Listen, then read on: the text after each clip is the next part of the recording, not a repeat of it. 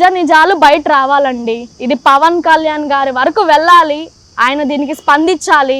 ఇప్పుడు మద్దతులో చంద్రబాబు నాయుడు గారు కూడా ఉన్నారు, దీన్ని ఆయన కూడా స్పందించాలి. మేము కోరుకుంటున్నాము, ఆయన్ని కూడా కోరుకుంటున్నాము. ఇద్దరూ కలిసి స్పందించి మాకు న్యాయం చేయాలి. అన్న చనిపోయి ఇన్ని రోజులు అవుతుంది, ప్రతి మీడియా ముందు మీ ఆవేదన వ్యక్తం చేసుకుంటున్నారు, వెళ్ళిన ప్రతి ఒక్క చోట మాకు న్యాయం జరగాలంటున్నారు.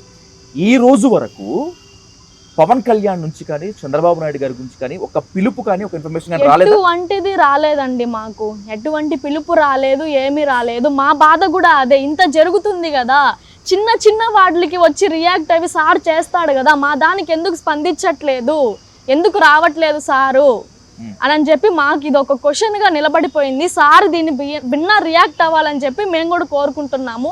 దీనికైతే సార్ భిన్న స్పందించాలండి.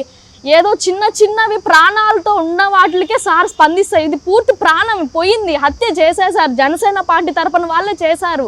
సార్ ఎందుకు దీన్ని ఇంకా తీసుకోవట్లేదు? మేము సపోర్ట్ చేయట్లేదు కదా, సస్పెన్షన్ చేశాం కదా అని అంటున్నారు వాళ్ళు. చేసేస్తే ఇంతటితో ఇది నేరము క్లియర్ అయిపోతుందా? ప్రాణాలు పోయాయి కదా, తిరిగి తీసుకురాగలుగుతారా? ప్రాణాలు ఏమన్నా వాళ్ళకి కూడా శిక్ష పడాలి కదా, దీని ద్వారా కఠినంగా శిక్ష పడాలి దీని ద్వారా వాళ్ళకు కూడా.